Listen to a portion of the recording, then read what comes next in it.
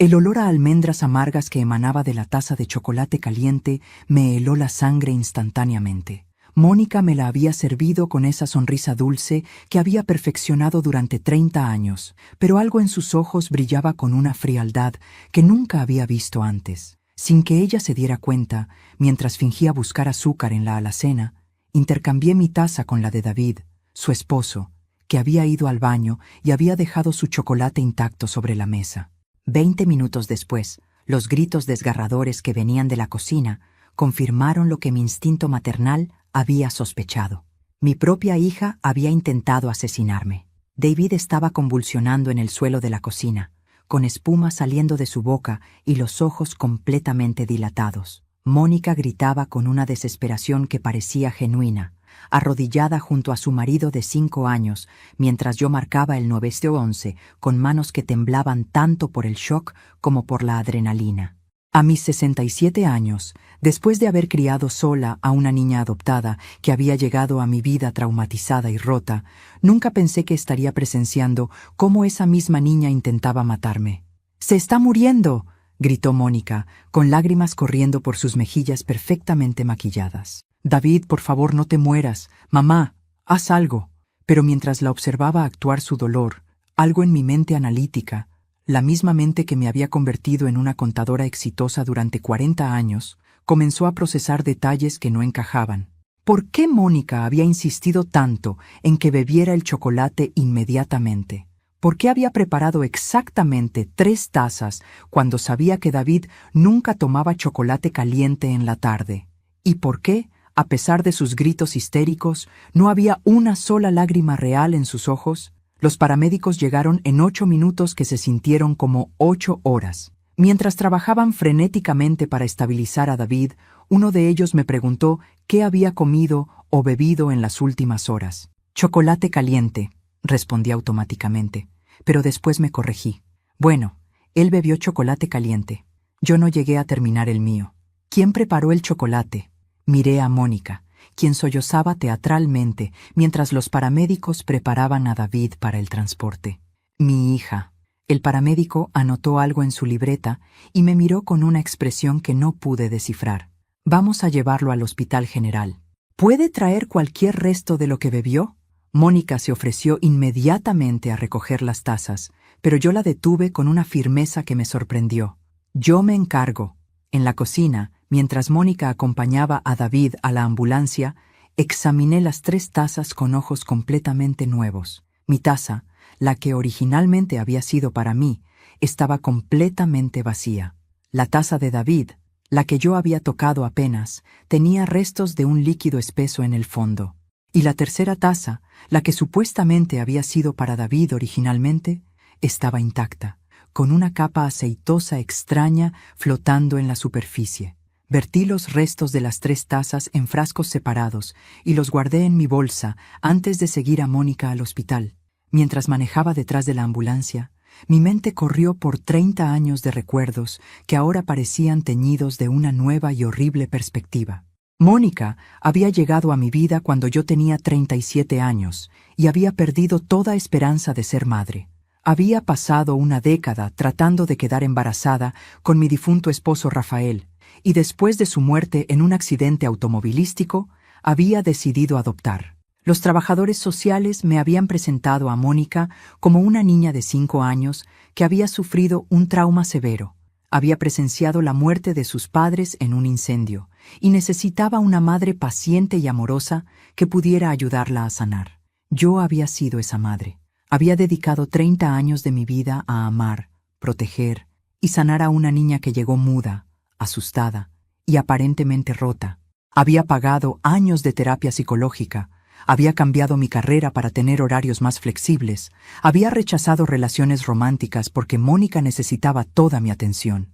Y ahora, mientras seguía la ambulancia que llevaba al esposo envenenado de mi hija, me di cuenta de que tal vez había estado protegiendo a un depredador durante 3 décadas. En el hospital, mientras los doctores trabajaban para salvar la vida de David, Mónica se aferró a mi brazo con esa dependencia emocional que había mostrado desde niña. «Mamá, ¿qué vamos a hacer si David se muere? No puedo vivir sin él».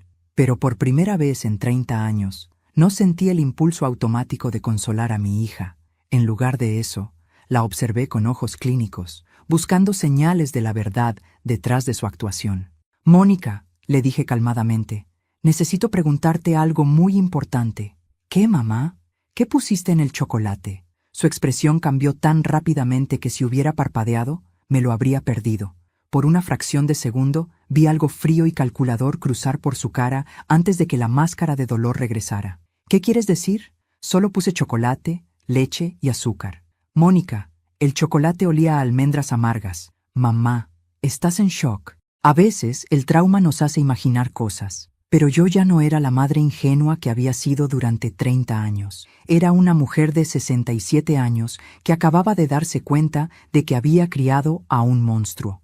Mientras esperaba noticias de David en la sala de emergencias, mi mente se transportó automáticamente a esa primera noche de agosto de 1993, cuando Mónica llegó a mi casa. La trabajadora social, Elena Vázquez, me había preparado para recibir a una niña severamente traumatizada. «Esperanza», me había dicho Elena mientras revisábamos los papeles de adopción. «Mónica es una niña especial que necesita mucha paciencia. Presenció la muerte de sus padres en un incendio y desde entonces no ha hablado una sola palabra». La niña que había entrado a mi sala esa noche era pequeña para sus 5 años, con cabello rubio casi blanco y ojos azules enormes que parecían haber visto demasiado para su edad. Llevaba un vestido rosa que estaba demasiado grande para ella y cargaba un conejo de peluche que estaba descolorido y sucio. «Hola, Mónica», le había dicho arrodillándome para estar a su altura. «Yo soy Esperanza. A partir de ahora, esta va a ser tu casa». Mónica me había mirado en silencio durante largos minutos. Después había caminado lentamente hacia mí y había puesto su pequeña mano en mi mejilla. Había sido un momento tan tierno, tan conmovedor, que había comenzado a llorar inmediatamente. «Mamá», había susurrado con una voz pequeña y quebrada. «¿Eres mi nueva mamá?» Durante las primeras semanas, Mónica había sido la niña perfecta, educada, cariñosa, agradecida por cada pequeña bondad. Había comenzado a hablar más, había empezado a sonreír, había empezado a llamarme mamá con una naturalidad que me llenaba el corazón. Pero también había comenzado a mostrar comportamientos que me preocupaban, aunque en ese momento los había interpretado como síntomas normales de trauma. Encontré a mi gata, Princesa, muerta en el patio trasero una semana después de que Mónica llegara. El veterinario dijo que había sido envenenada, probablemente por comer algo tóxico que alguien había dejado en el jardín. Mónica había llorado inconsolablemente durante el funeral que organizamos para la gata. 2 semanas después, los peces de mi acuario aparecieron flotando muertos. Mónica había sugerido que tal vez habían comido algo malo y había insistido en que compráramos peces nuevos inmediatamente para que la casa no se sintiera tan vacía. 1 mes después, mi vecina encontró a su perro envenenado en su propio patio.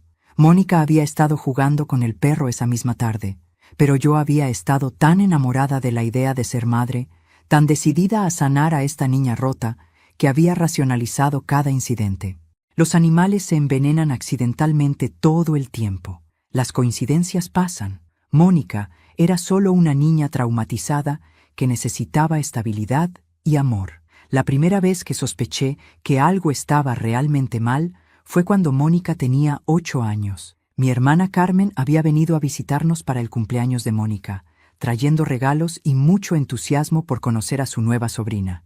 «Es hermosa», me había susurrado Carmen mientras observábamos a Mónica jugar en el jardín.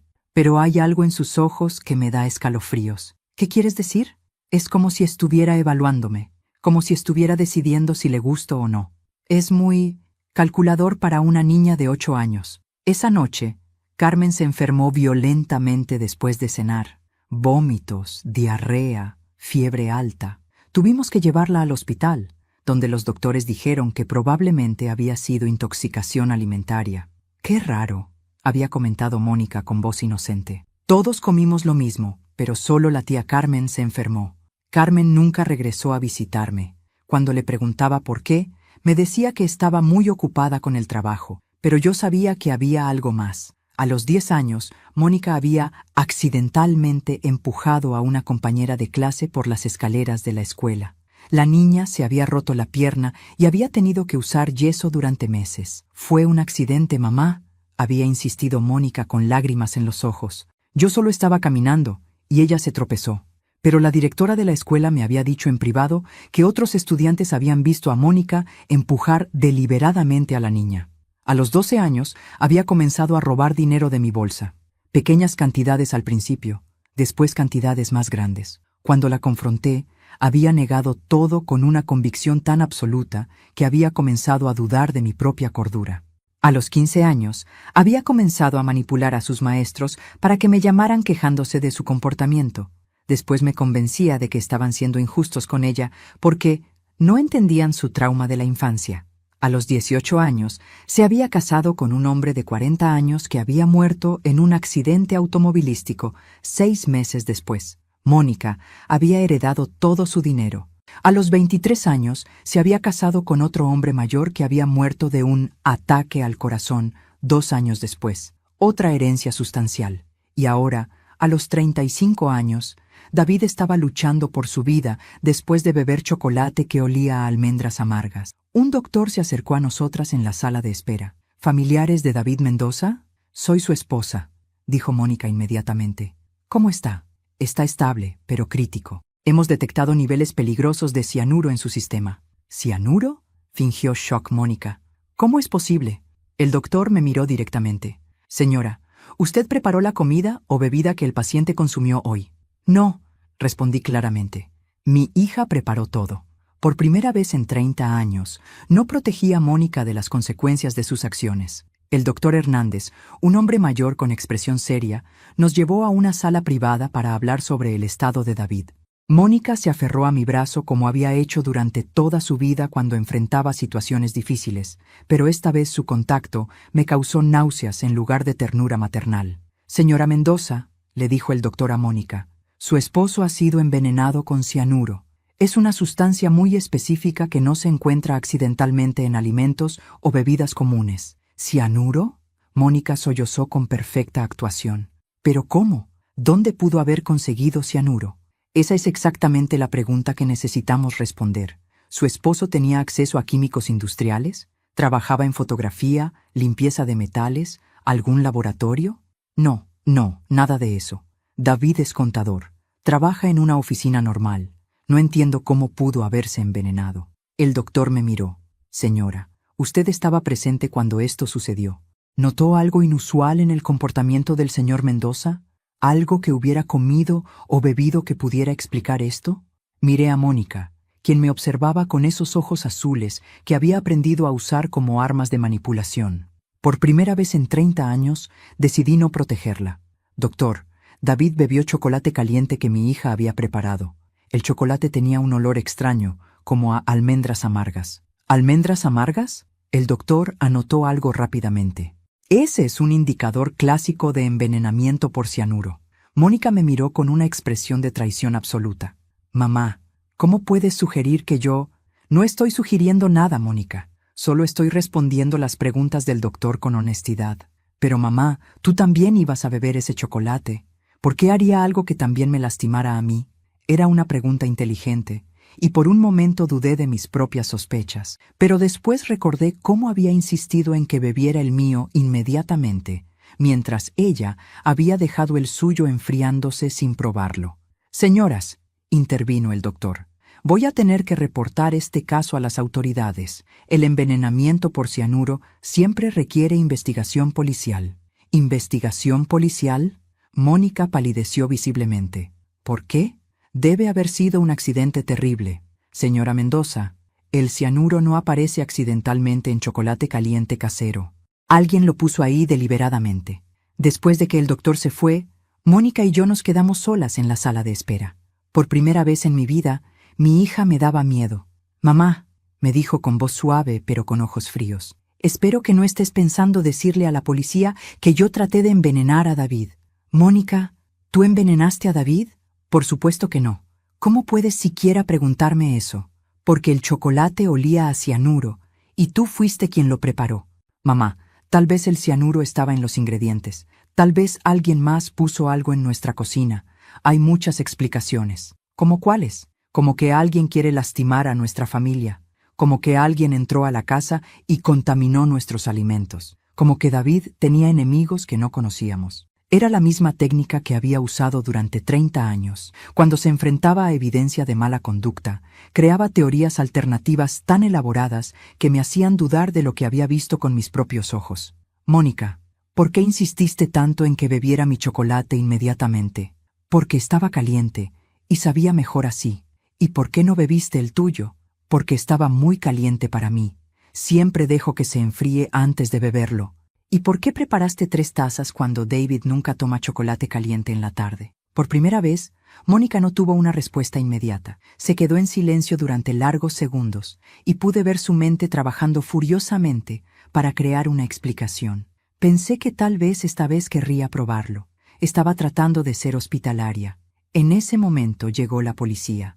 2 detectives, una mujer mayor llamada Detective Morales y un hombre joven llamado Detective Ruiz. «¿Señora Mendoza?», preguntó la detective Morales. «Sí, soy yo», respondió Mónica inmediatamente.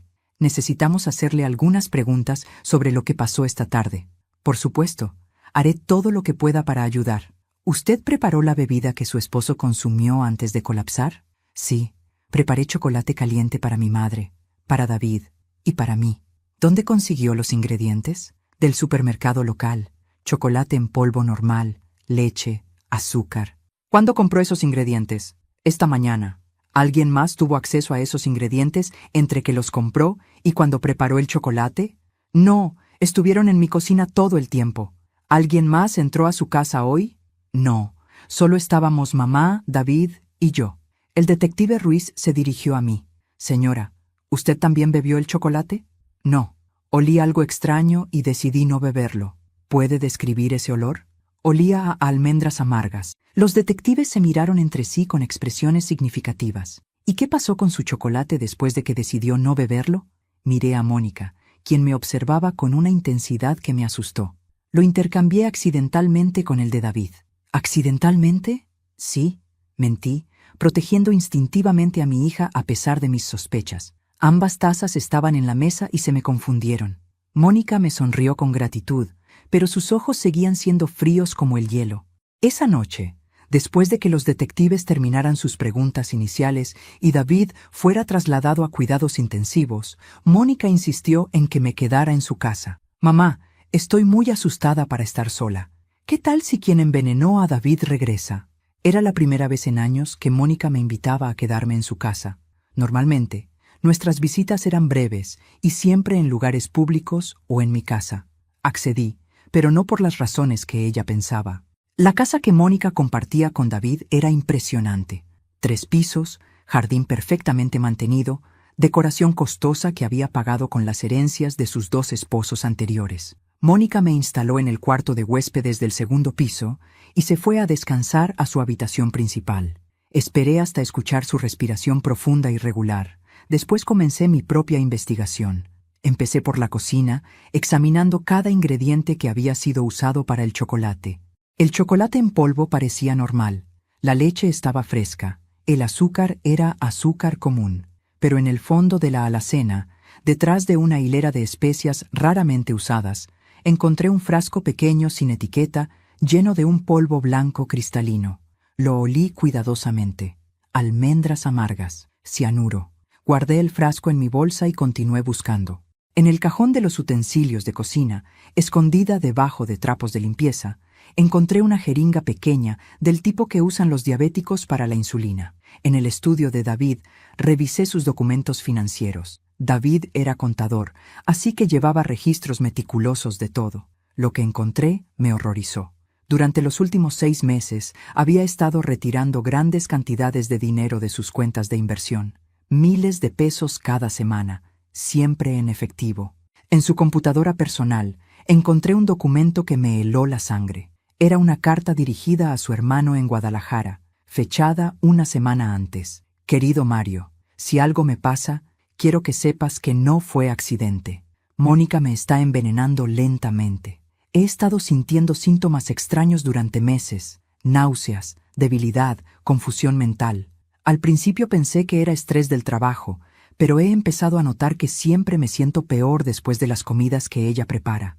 He estado fingiendo comer y después tirando la comida cuando ella no me ve. También he estado sacando dinero de nuestras cuentas porque creo que está planeando algo grande. Tengo miedo de confrontarla directamente porque amenazó con lastimar a su madre si yo trataba de dejarla. Mónica no es lo que parece ser. He encontrado cosas en esta casa que te horrorizarían. Si me muero de repente, por favor investiga.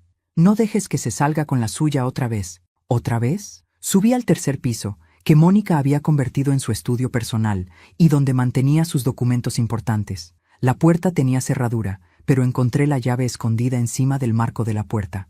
Lo que descubrí en ese cuarto cambió completamente mi comprensión de quién era realmente mi hija. Cajas y cajas de documentos organizados meticulosamente, certificados de defunción de sus 2 esposos anteriores, documentos de seguro de vida donde ella era la única beneficiaria, correspondencia con abogados sobre herencias, y lo más perturbador, diarios detallados documentando exactamente cómo había asesinado a ambos hombres. 15 de marzo de 1998, primera dosis de arsénico en el café matutino de Roberto. Síntomas: náusea leve, atribuida a gripe estomacal. 22 de marzo de 1998. Incrementé la dosis. Roberto vomitó después del desayuno. Le sugerí que viera a un doctor, pero le dije que probablemente era solo estrés del trabajo. 30 de marzo de 1998. Roberto está perdiendo peso y energía. Los doctores no pueden encontrar nada específico. Le estoy dando vitaminas que están mezcladas con más arsénico. 15 de abril de 1998. Roberto murió esta mañana. El certificado de defunción dice: causas naturales relacionadas con fallo renal, herencia, 450,000 pesos. Los diarios continuaban con detalles similares sobre la muerte de su segundo esposo, Fernando, quien había muerto de ataque al corazón, después de meses de ser envenenado con digitalis, un medicamento para el corazón que en dosis altas causa paro cardíaco. Pero lo que más me horrorizó fue encontrar una carpeta marcada Mamá Esperanza, plan final. Dentro había copias de mi testamento, donde Mónica era mi única heredera, documentos de mis cuentas bancarias e inversiones. ¿Cómo había conseguido esa información? Una póliza de seguro de vida de 2,000 pesos que yo no recordaba haber firmado. Un plan detallado para envenenarme gradualmente durante varios meses. Y una nota que decía: acelerar plan. Mamá está empezando a sospechar. Dosis letal de cianuro en chocolate. Culpar a David si es necesario. Mi propia hija había estado planeando asesinarme durante meses, pero había más. Una caja marcada antes de la adopción contenía documentos que me destrozaron completamente. Mónica no había perdido a sus padres en un incendio accidental. Los había asesinado cuando tenía 5 años, usando fósforos para prender fuego a la casa mientras dormían. Los trabajadores sociales habían fabricado la historia del trauma para que fuera más fácil encontrarle una familia adoptiva. Durante 30 años había estado criando y protegiendo a una asesina serial. Escuché pasos en las escaleras. Rápidamente guardé los documentos más importantes en mi bolsa y corrí hacia mi cuarto, llegando justo a tiempo para fingir que estaba durmiendo cuando Mónica abrió mi puerta. «Mamá, ¿estás bien?» Escuché ruidos. «Solo fui al baño, mi amor. Regreso a dormir». «Que descanses, mamá. Mañana vamos a ir a ver a David temprano». Después de que se fue, me quedé despierta el resto de la noche, planificando exactamente cómo iba a asegurarme de que Mónica pagara por todos sus crímenes. Al día siguiente, mientras Mónica se duchaba, llamé al detective Morales desde el jardín trasero de la casa. «Detective, necesito verla urgentemente. He encontrado evidencia importante sobre el envenenamiento de David». «¿Qué tipo de evidencia?» «El veneno usado para envenenar a David, documentos que prueban que mi hija ha matado antes, y evidencia de que planeaba matarme a mí también». Hubo un silencio largo. «Señora Morales, ¿está segura de lo que me está diciendo?» «Completamente segura». «Detective, mi hija es una asesina serial. ¿Puede traer esa evidencia a la estación?» «Sí, pero necesito hacerlo sin que ella lo sepa. ¿Pueden mandar una patrulla para que parezca una visita de seguimiento rutinaria?» «Por supuesto». Llegamos en 20 minutos. Cuando Mónica bajó a desayunar, ya había escondido todos los documentos importantes en mi auto. «Mamá, ¿cómo dormiste?» «Bien, considerando las circunstancias. He estado pensando en lo que pasó ayer. Creo que deberíamos contratar un detective privado para investigar quién envenenó a David». ¿Por qué un detective privado? La policía está investigando. Porque la policía puede tomar meses. Yo quiero encontrar al culpable ahora. Mónica, ¿tienes alguna teoría sobre quién pudo haber hecho esto? Bueno, dijo mientras untaba mermelada en su tostada con movimientos calculados. David ha estado muy estresado por el trabajo últimamente. Tal vez alguien de su oficina que esté celoso de su éxito. O tal vez algún cliente insatisfecho. Exactamente. O tal vez se detuvo y me miró con expresión pensativa. Tal vez alguien que sabe sobre tu dinero y quería lastimarte a ti usando a David. ¿Qué quieres decir? Mamá, todo el mundo sabe que eres rica. Tu casa, tus inversiones, tu herencia de papá Rafael. Tal vez alguien pensó que si algo te pasaba a ti, David y yo heredaríamos todo, y después podrían chantajearnos o lastimarnos para conseguir el dinero. Era brillante la manera como estaba plantando semillas de explicaciones alternativas, pero ya no funcionaban conmigo. Mónica, ¿tú sabes cuánto dinero tengo? No exactamente, pero sé que es considerable. ¿Cómo lo sabes? Porque has trabajado como contadora durante 40 años, porque papá Rafael te dejó bien asegurada y porque siempre has sido muy cuidadosa con el dinero. ¿Has visto alguna vez mis estados de cuenta? Por supuesto que no. No soy el tipo de persona que espía las finanzas de su madre. Pero yo había encontrado copias de todos mis documentos financieros en su estudio la noche anterior. El timbre sonó. Era la detective Morales con 2 oficiales uniformados. Buenos días, señoras. Solo venimos a hacer algunas preguntas de seguimiento. Por supuesto, dijo Mónica inmediatamente. ¿Hay algo nuevo sobre David? Su esposo está estable, pero todavía crítico. Hemos confirmado definitivamente que fue envenenado con cianuro. ¿Tienen alguna idea de cómo pudo haber pasado? Estamos investigando varias posibilidades, señora Morales, me dijo la detective. ¿Podríamos hablar con usted en privado por unos minutos? Por supuesto. Salimos al jardín, donde yo le entregué discretamente la bolsa con evidencia. Detective, todo está ahí. El frasco de cianuro que encontré en su cocina, los diarios donde documenta cómo asesinó a sus 2 esposos anteriores y los planes que tenía para asesinarme. La detective Morales examinó rápidamente algunos de los documentos. Su expresión se endureció progresivamente. Señora Morales, esto es evidencia de múltiples homicidios. ¿Por qué no reportó estas muertes anteriores? Porque no sabía que habían sido asesinatos hasta anoche. Durante 30 años pensé que habían sido muertes naturales. ¿Y está segura de que estos documentos son auténticos? Detective, reconozco la letra de mi hija. Estos diarios están escritos de su puño y letra. Vamos a necesitar que venga con nosotros para dar una declaración formal. Y vamos a arrestar a su hija inmediatamente. ¿Puedo pedirle un favor? ¿Cuál? ¿Pueden esperar hasta que yo me vaya? No quiero estar presente cuando la arresten. ¿Por qué? Porque a pesar de todo lo que ha hecho, es mi hija. Y durante 30 años la amé con todo mi corazón. No quiero que mis últimos recuerdos de ella sean esposada y siendo llevada a la cárcel. La detective Morales asintió con comprensión. Váyase ahora. Nosotros nos encargamos del resto. Regresé a la casa donde Mónica estaba lavando platos, silbando suavemente como si fuera un día normal. Mónica, me voy a ir a casa. Necesito algunas cosas y quiero descansar en mi propia cama. ¿Estás segura, mamá? Preferiría que te quedaras aquí donde puedo cuidarte. Estoy segura. La abracé por última vez, sintiendo la extraña sensación de abrazar a una extraña que tenía la cara de mi hija. Te amo, Mónica. Yo también te amo, mamá. Pero las dos sabíamos que era mentira. 3 días después, recibí una llamada del hospital. David había despertado y estaba pidiendo verme urgentemente. Cuando llegué a su habitación, estaba pálido y débil, pero sus ojos estaban alerta y llenos de una intensidad que no había visto antes. Esperanza, me dijo con voz ronca. Gracias por venir. ¿Cómo te sientes? Como si hubiera estado en el infierno, pero vivo, gracias a ti. ¿Gracias a mí? Sé que intercambiaste las tazas. Mónica me lo dijo cuando pensó que yo estaba inconsciente. Mi sangre se congeló. ¿Qué más dijo? Que había preparado el chocolate especialmente para ti, que había estado planeando envenenarte durante meses, pero que tú habías arruinado todo al intercambiar las tazas. David, ¿desde cuándo sabías que Mónica estaba tratando de envenenarte? Desde hace unos 6 meses. Empecé a sentirme mal después de las comidas, pero solo después de las comidas que ella preparaba. Al principio pensé que era paranoia, después empecé a fingir que comía y después tirar la comida en secreto. ¿Por qué no la dejaste? ¿Por qué no fuiste a la policía?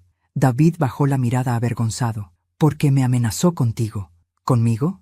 Dijo que si yo trataba de dejarla o si reportaba algo a las autoridades, te iba a matar. Dijo que tenía formas de envenenarte que parecerían muerte natural y que nadie sospecharía porque eres una mujer mayor. ¿Y tú le creíste? Esperanza. Encontré los diarios de Mónica hace como un año. Sé lo que les hizo a sus otros maridos. Sé que es una asesina. ¿Por qué no me dijiste? ¿Cómo le dices a una madre que su hija es un monstruo?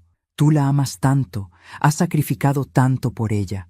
Pensé que si yo podía soportar el envenenamiento gradual, tal vez eventualmente encontraríamos una manera de escapar juntos. David, ¿sabías que ella planeaba matarme? Sospechaba. Últimamente había estado haciendo preguntas sobre tu testamento, sobre tus finanzas, sobre si tenías algún seguro de vida. ¿Te dijo por qué quería matarme? Dinero.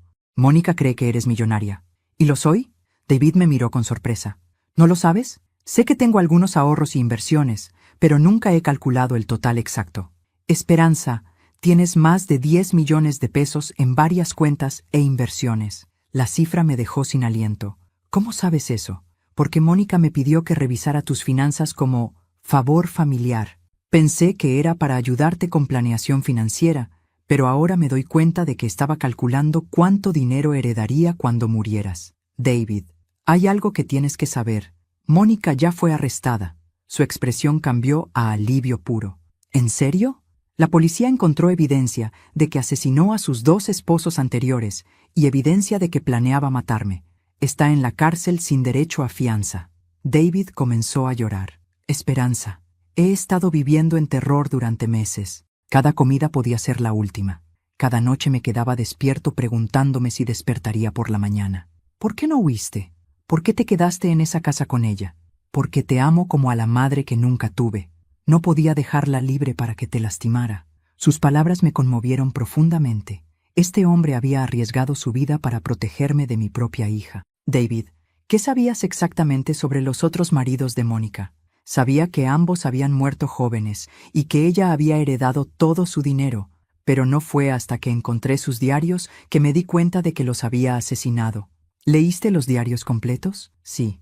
Es escalofriante, Esperanza. Escribía sobre cada dosis de veneno como si estuviera escribiendo recetas de cocina, completamente sin emociones, totalmente calculado. ¿Había algo en los diarios sobre mí? David asintió tristemente. Páginas y páginas de planes para matarte.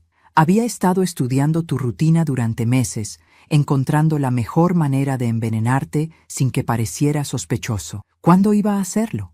Originalmente había planeado hacerlo gradualmente durante varios meses para que pareciera muerte natural, pero últimamente había decidido acelerar el plan. ¿Por qué? Porque pensó que estabas empezando a sospechar de ella. Escribió que habías estado haciendo preguntas sobre sus finanzas y que habías mencionado que querías conocer mejor a sus esposos anteriores. Nunca hice esas preguntas. Lo sé. Creo que Mónica estaba volviéndose paranoica.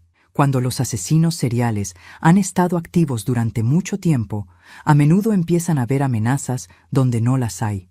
David, hay algo más que necesito preguntarte. ¿Qué? ¿Crees que Mónica realmente me amaba? ¿Aunque sea un poco? David me miró con compasión profunda. Esperanza, basándome en lo que leí en sus diarios, no creo que Mónica sea capaz de amar a nadie. Te veía como una fuente de dinero y protección, pero no como una madre. ¿Qué escribía sobre mí específicamente?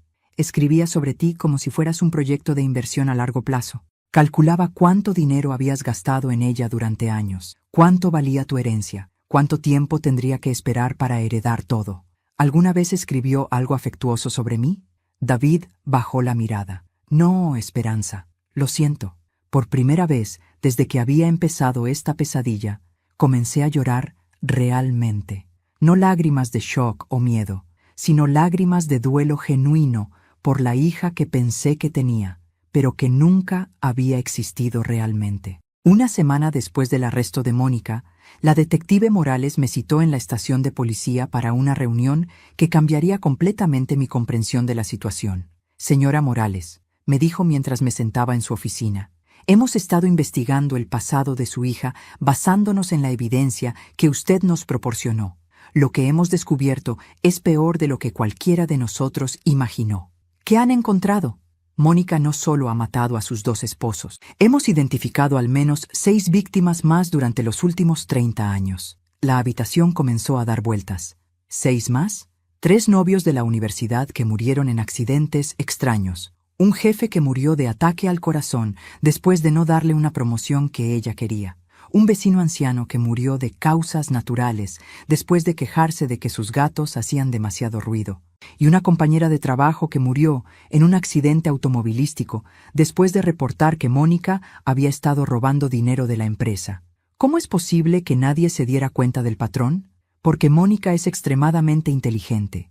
Espaciaba los asesinatos por años, usaba métodos diferentes cada vez y siempre tenía coartadas sólidas. Además, se mudaba frecuentemente, así que nunca había múltiples muertes en la misma jurisdicción policial. Detective, ¿hay algo sobre cuándo era niña?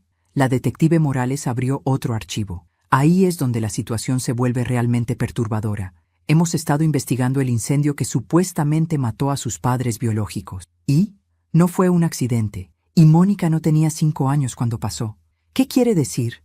Mónica tenía 8 años cuando asesinó a sus padres biológicos. Los trabajadores sociales falsificaron su edad para hacerla más adoptable e inventaron la historia del trauma para explicar su comportamiento psicopático. ¿Los trabajadores sociales sabían que había matado a sus padres? Al menos uno de ellos sabía. Elena Vázquez, la mujer que supervisó su adopción, dejó notas en el expediente que indican que sabía que Mónica había iniciado el incendio deliberadamente. ¿Por qué me permitieron adoptarla si sabían que era peligrosa? Porque Elena Vázquez recibió un soborno de 50,000 pesos para falsificar los documentos y encontrarle una familia a Mónica. ¿Un soborno de quién? Esa es la parte más escalofriante. El soborno vino de la herencia de los padres biológicos de Mónica. Incluso a los 8 años, era lo suficientemente inteligente para sobornar a oficiales del gobierno para conseguir lo que quería. Me quedé en silencio durante varios minutos, procesando la magnitud de lo que acababa de escuchar. Detective, ¿esto significa que durante 30 años he estado criando a una asesina serial? ¿Significa que usted fue víctima de un engaño elaborado que comenzó cuando Mónica era una niña? Usted no tenía manera de saber la verdad. Pero ¿cómo no me di cuenta? ¿Cómo pude ser tan ciega? Señora Morales, los psicópatas como Mónica son maestros de la manipulación. Estudian a sus víctimas durante años, aprenden exactamente qué botones presionar para conseguir lo que quieren. Usted quería ser madre más que nada en el mundo y Mónica explotó ese deseo. ¿Hay más víctimas de las que no sabemos? Estamos investigando. Basándonos en sus patrones de comportamiento, estimamos que puede haber matado hasta 20 personas durante su vida. ¿20 personas? Mónica comenzó a matar a los 8 años y nunca se detuvo. Es uno de los casos más extremos de psicopatía que hemos visto. Detective, ¿qué va a pasar con ella ahora?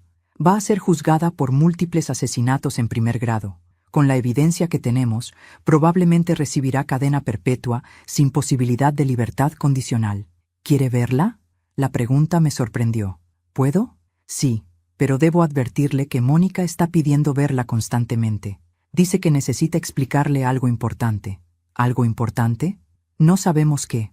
Pero señora Morales, si decide visitarla, tenga mucho cuidado. Incluso en la cárcel, Mónica sigue siendo extremadamente manipulativa. ¿Cree que debería verla? Esa decisión es completamente suya. Pero si decide hacerlo, recomiendo que prepare mentalmente para escuchar cosas que pueden ser muy perturbadoras. ¿Qué tipo de cosas? Mónica ha estado hablando con los psicólogos de la cárcel. Ha hecho algunas declaraciones sobre usted que no son agradables. ¿Qué tipo de declaraciones? Dice que nunca la amó realmente. Dice que usted solo la adoptó para sentirse mejor consigo misma después de no poder tener hijos biológicos. Dice que usted la utilizó para llenar el vacío en su vida. ¿Y usted cree que eso es verdad? Señora Morales, basándome en todo lo que he observado sobre usted durante esta investigación, creo que usted genuinamente amó a esa niña con todo su corazón. El hecho de que ella no pudiera corresponder ese amor no es culpa suya. Detective, quiero verla. ¿Está segura? Sí. Después de 30 años, creo que merezco escuchar la verdad de su boca. La cárcel del condado era un edificio gris y deprimente que olía a desinfectante y desesperanza. Cuando entré a la sala de visitas, Mónica ya estaba sentada en una mesa de metal, usando el uniforme naranja de las internas. Se veía pequeña y vulnerable, exactamente como la niña de 5 años que había llegado a mi casa 30 años atrás. «Mamá», me dijo con voz suave cuando me senté frente a ella, «gracias por venir, Mónica». «Mamá, hay tantas cosas que necesito explicarte. Estoy escuchando. Primero, quiero que sepas que lamento mucho todo lo que pasó. Nunca quise lastimar a David, y definitivamente nunca quise lastimarte a ti». Era la misma voz dulce y manipulativa que había usado durante 30 años, pero ahora yo sabía exactamente lo que era. «Mónica, la policía me dijo que has matado a por lo menos 8 personas». «Mamá, eso no es verdad. Algunas de esas muertes fueron accidentes, y otras fueron personas malas que se lo merecían». «¿Personas malas como tus esposos?» «Roberto me golpeaba, mamá. Nunca te lo dije porque no quería preocuparte, pero me pegaba todas las noches. Lo que le hice fue defensa propia». «¿Y Fernando?» «Fernando estaba robando dinero de clientes ancianos en su trabajo. Era un ladrón que arruinaba las vidas de gente inocente». «¿Y el vecino que se quejaba de tus gatos? ¿Cómo sabes de eso?» «La policía me dijo». «¿Por qué lo mataste?» «Mamá, él amenazó con envenenar a mis gatos. No podía permitir eso». «Mónica, ¿mataste a tus padres biológicos cuando tenías 8 años?» Su expresión cambió inmediatamente. La máscara de vulnerabilidad se deslizó por un momento, revelando algo frío y calculador debajo. «¿Quién te dijo eso?» «La policía investigó el incendio. Saben que no fue accidente». «Mamá, ellos no entienden lo que realmente pasó. Entonces explícamelo tú. Mis padres biológicos eran monstruos. Me hacían cosas terribles que una niña nunca debería experimentar». «¿Qué tipo de cosas?» «Cosas que no puedo repetir. Cosas que me dañaron tanto que tuve que defenderme». «¿Matándolos?» «Fue la única manera de escapar». «Mónica, ¿por qué mentiste sobre tu edad?» «No mentí. Los trabajadores sociales se confundieron con los documentos». «Mónica, sé que sobornaste a Elena Vázquez para que falsificara tu expediente». «¿Sobornar?» «Mamá, yo tenía 8 años. ¿Cómo iba a sobornar a alguien?» «Con el dinero de la herencia de tus padres». «Mamá, creo que la policía te está mintiendo para ponerte en mi contra». «Mónica, ¿alguna vez me amaste realmente?» La pregunta salió de mi boca antes de que pudiera detenerla. Era la pregunta que había estado evitando hacer porque tenía miedo de la respuesta. Mónica me miró en silencio durante largos segundos. Pude ver su mente trabajando, calculando qué respuesta me daría. «Por supuesto que te amé, mamá. Eres la única madre que he conocido». «Esa no es una respuesta real». «¿Qué quieres decir?» «Te pregunté si me amaste, no si me considerabas tu madre». «Mamá, ¿por qué me preguntas eso?» «Porque encontré tus diarios, leí lo que escribiste sobre mí. Sé que me veías como una fuente de dinero, no como una madre». La máscara se deslizó completamente. La expresión en el rostro de Mónica cambió a algo que nunca había visto antes, frialdad pura y desprecio absoluto. «¿Quieres saber la verdad?», me dijo con voz helada. «Sí. No, nunca te amé, ni por un segundo durante 30 años». Sus palabras me golpearon como bofetadas físicas, pero continué. «¿Por qué?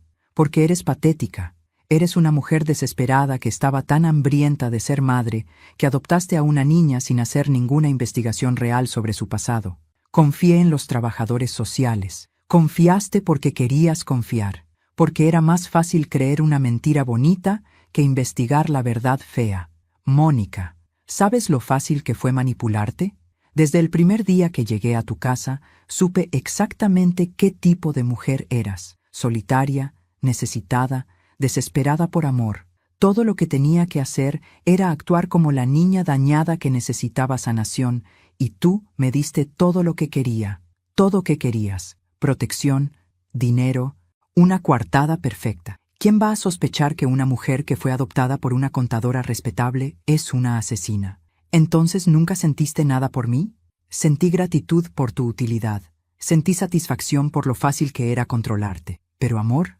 No, mamá. Los psicópatas no aman. ¿Entonces admites que eres psicópata? Admito que soy superior. Admito que soy más inteligente que las personas normales como tú. ¿Superior por matar gente inocente? ¿Superior por hacer lo que es necesario para conseguir lo que quiero? ¿Y qué querías de mí?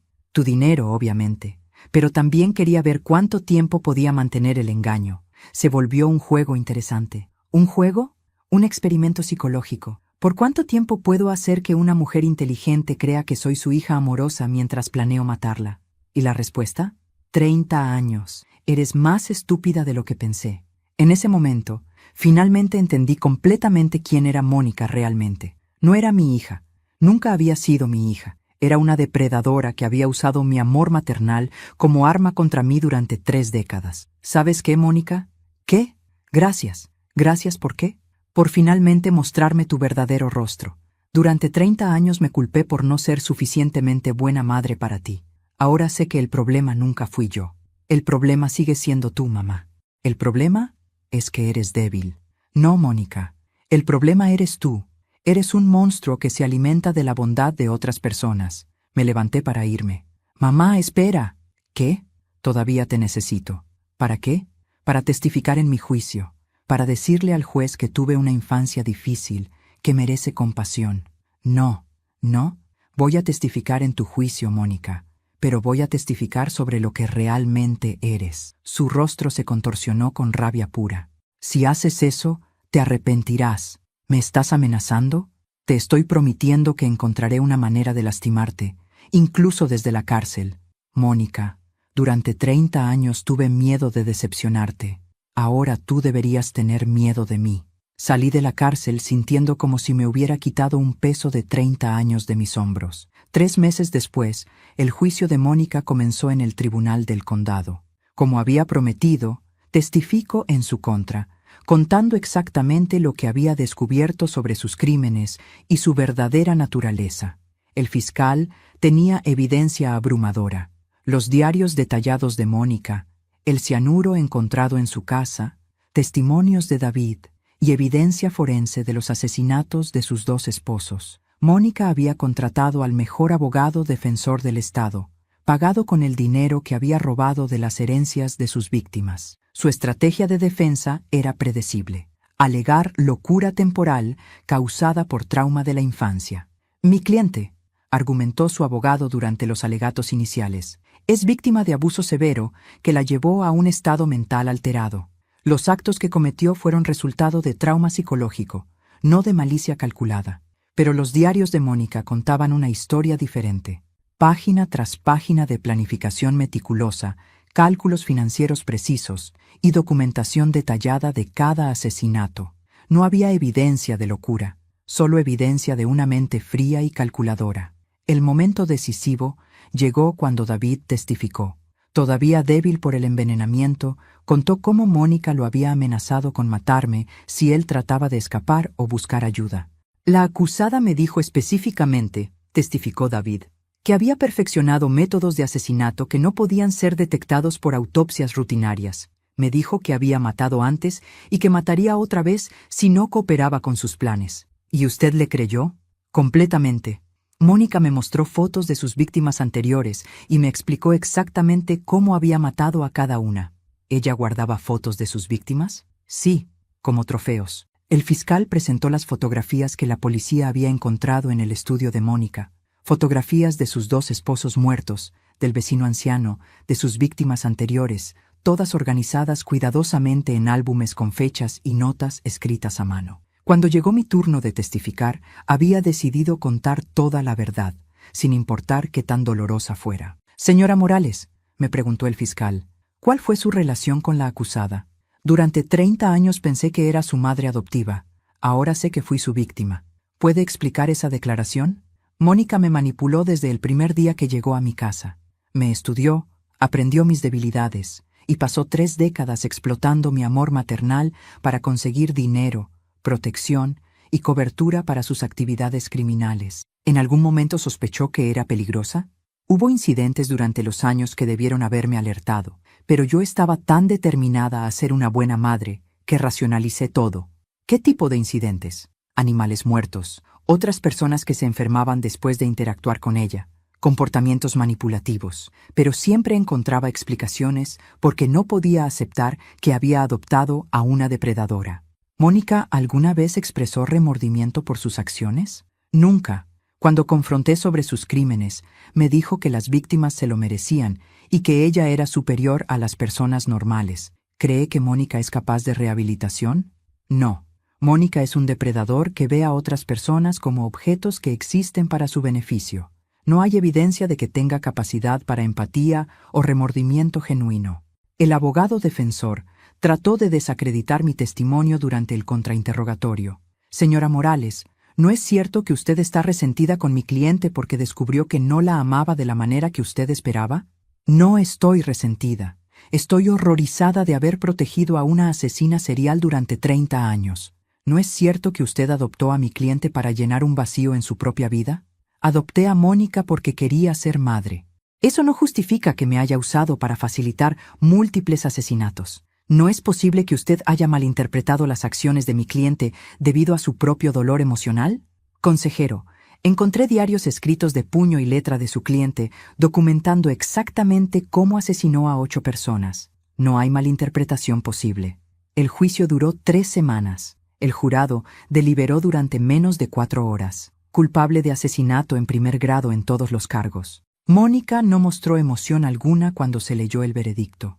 Me miró directamente mientras el juez la sentenció a cadena perpetua sin posibilidad de libertad condicional, y pude ver en sus ojos la misma frialdad que había visto durante nuestra última conversación en la cárcel. Después del juicio, David y yo nos sentamos en los escalones del tribunal, procesando el final de esta pesadilla. ¿Cómo te sientes?, me preguntó. Liberada, respondí honestamente. Por primera vez en 30 años me siento completamente libre. ¿Te arrepientes de haberla adoptado? Me arrepiento de no haber visto las señales de peligro antes, pero no me arrepiento de haber tratado de salvar a una niña que pensé que necesitaba amor. ¿Qué vas a hacer ahora? Voy a vivir mi vida por primera vez en 30 años. Voy a hacer las cosas que quiero hacer, no las cosas que hago para complacer o proteger a un depredador. ¿Y nosotros? ¿Seguimos siendo familia? David había sido la única víctima genuina en toda esta situación, además de mí.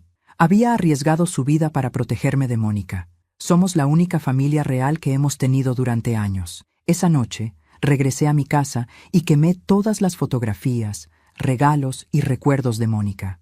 No por rabia, sino por liberación. Era hora de cerrar el capítulo más doloroso de mi vida y comenzar uno nuevo. 5 años después del juicio, estaba sentada en el jardín de mi nueva casa en Cuernavaca, observando a David jugar con sus 2 hijos adoptivos. Había tomado la decisión de mudarme fuera de la ciudad, donde había pasado 30 años viviendo una mentira. Y David había decidido mudarse conmigo después de que nos convertimos en algo más que sobrevivientes. Nos convertimos en familia elegida. La casa en Cuernavaca era exactamente lo opuesto a la vida que había tenido con Mónica. Abierta, llena de luz, honesta.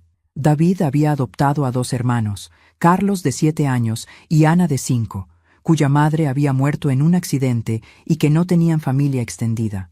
Después de todo lo que habíamos pasado, ambos entendíamos el valor de crear familia basada en amor genuino en lugar de obligación o manipulación. «Abuela Esperanza, ¿nos puedes contar un cuento?», me preguntó Ana esa tarde, acurrucándose en mi regazo después de cenar. «Por supuesto, mi amor.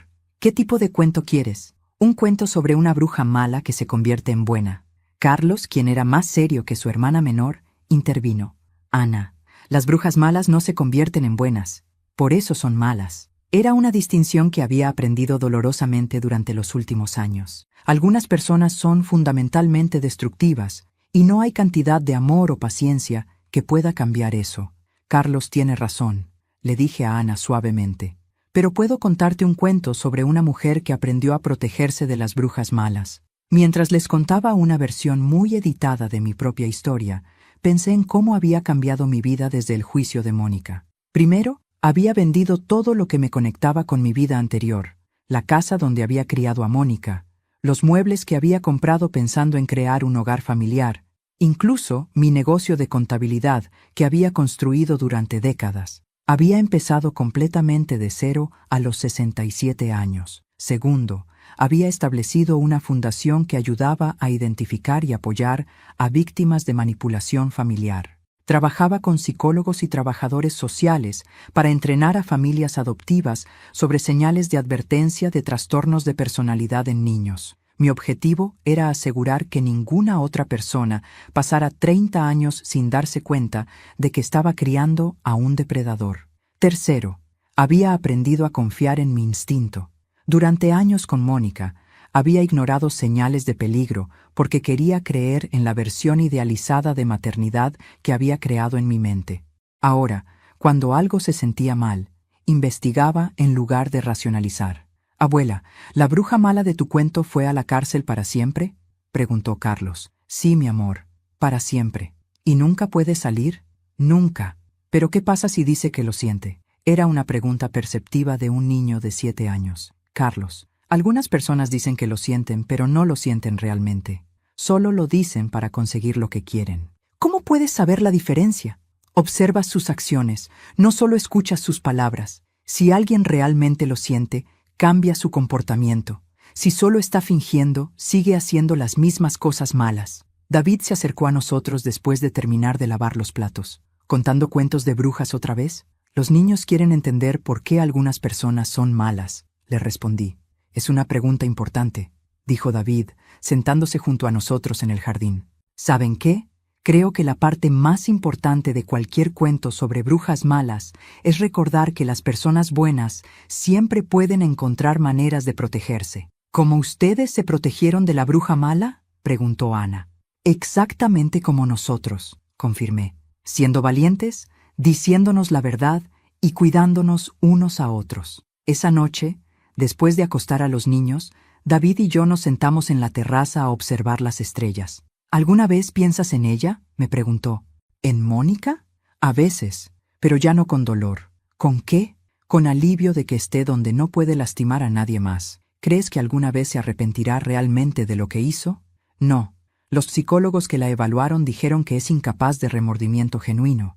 Para ella, sus víctimas no eran personas reales, eran obstáculos o herramientas. «¿Te arrepientes de haber adoptado?». Era una pregunta que David me había hecho varias veces durante los años, siempre con gentileza, pero con curiosidad genuina.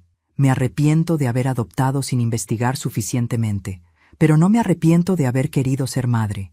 Y definitivamente no me arrepiento de haber adoptado a Carlos y Ana contigo». «¿Cuál es la diferencia?». «La diferencia es que Carlos y Ana son niños que necesitan amor y seguridad. Mónica era un depredador que necesitaba víctimas». «¿Cómo sabemos que Carlos y Ana no son como Mónica?». «Porque hemos estado observando cuidadosamente durante 2 años. Vemos empatía genuina. Vemos remordimiento real cuando cometen errores. Vemos capacidad para formar vínculos emocionales auténticos.